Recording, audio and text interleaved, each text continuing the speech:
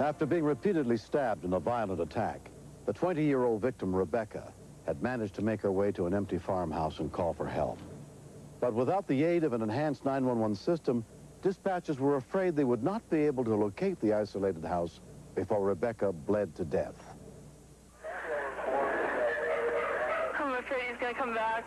All right, you just stay calm, okay? I broke in the window, and he'll see the broken window, and I know where I'm at. Why did he do this, you know? I work with him, and he seemed to be a nice guy. I've given him rides to work lots of times because he doesn't have a car that works. And he called me at 7 this morning or so and said, I'm over here by your house, so you come get me and take me to my house. And I did, and then he raped me at his house at knife point. But she just started laying it out, and I think she was so scared she had to tell somebody. And I think Rebecca just wanted somebody to know in case something happened to her before she got help, that somebody was going to know who did this to her. And then he took me, he said he was going to run away, hitchhike to Omaha, and then his bag was out here in the road somewhere. And if I could just take him there and leave, that he'd be all right.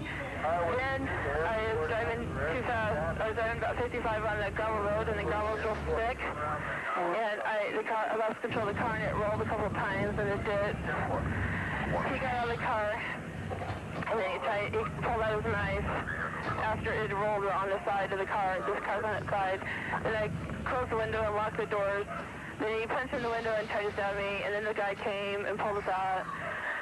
And who was the guy that came that pulled you out? I don't know. I don't know.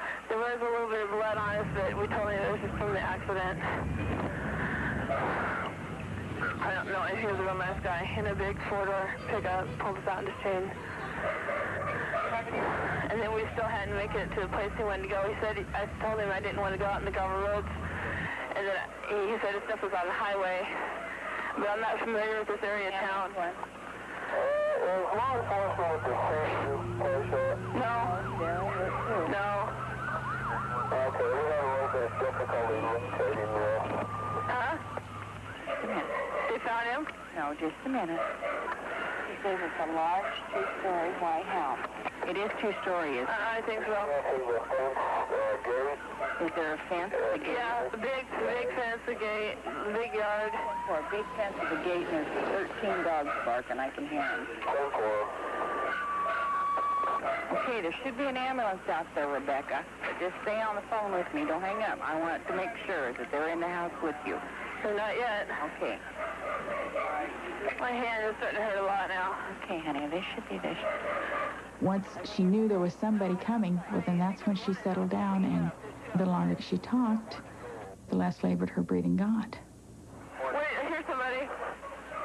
Okay, I hope it's not Brad. No. Just settle down. Here!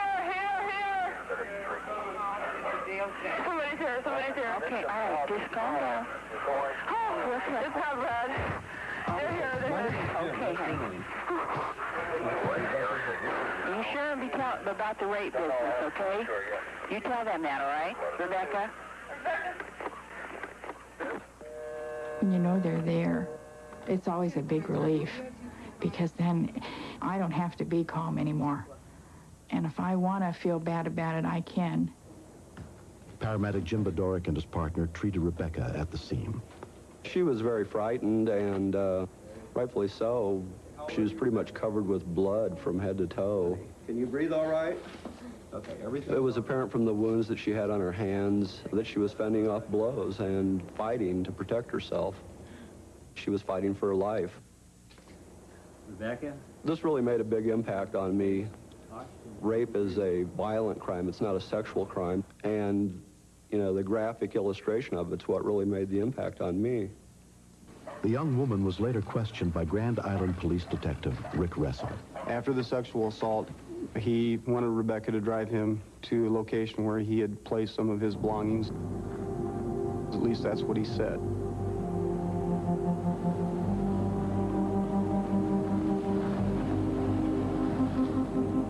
They drove to a location where a driveway went into a cornfield, and she realized that there probably is not any belongings there and that Geiger wants to kill her. Rebecca grabbed the keys out of the car. Geiger caught up with her and grabbed a hold of her, and he started to slash her with a knife. During the struggle, she lost the car keys somewhere. He grabbed her hair, threw her onto the ground, and Rebecca grabbed the blade of the knife and bent the blade of the knife with her bare hand. During the attack, he attempted to straighten the blade, and Rebecca was able to break away from him and started running away.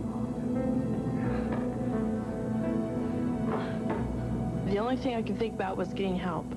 I just knew I had to get away from him. I knew I had to run to the farmhouse. She started yelling for help. However, no one was at home. The doors were locked, so she breaks out a window and manages to get into the house. It's just, I'm really impressed by her strong will and desire to live. Many, many people would have just laid down and died under the same circumstances. The young victim was rushed to the nearest hospital with 21 stab wounds as State Patrol officers, the National Guard, and sheriff's deputies from 3 counties began a massive manhunt. After 5 hours, a tip from a caller led investigators, including Patrol Sergeant Gary Esser, to a cornfield not far from the house where the victim had been found. In this particular case, the cover was so heavy that if you would have been 3 foot into this cornfield, you probably couldn't have seen 3 foot.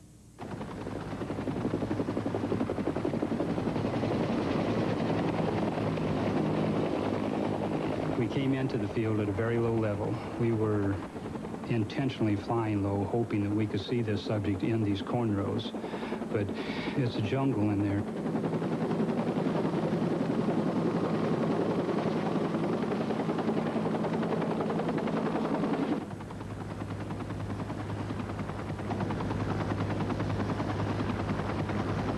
At one point, I could see the prop wash lifting the corn leaves and so forth. They were actually suspended in the air. And under this, I could see this subject lying in one of the rows. I was yelling at people with my portable radio that he was directly under us. The officers on the ground then started moving in. After 6 hours of searching, the manhunt was finally over.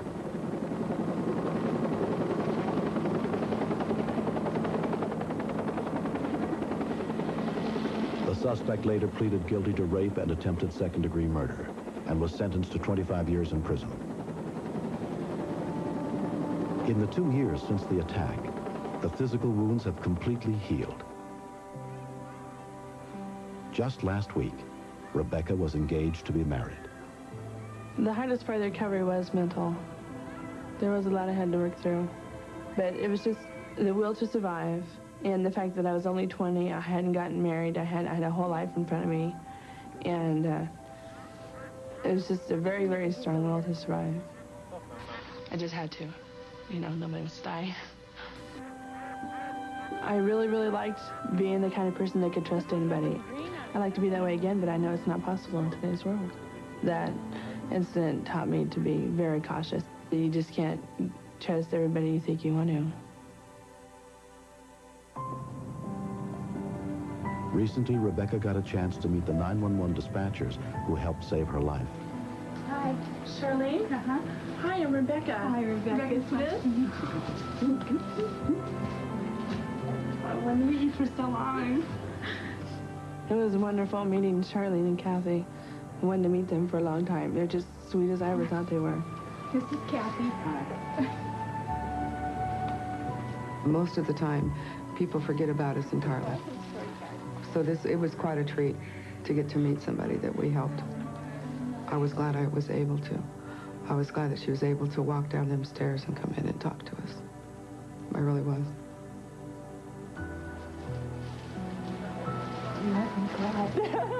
I told myself I wasn't either.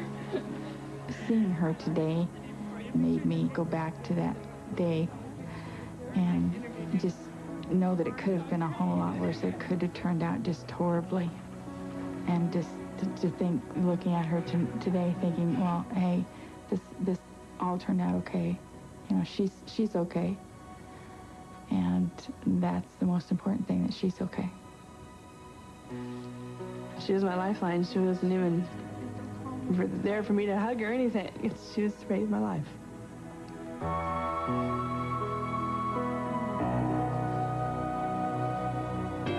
Next. They told me to take him home and keep him as comfortable as I could until he died.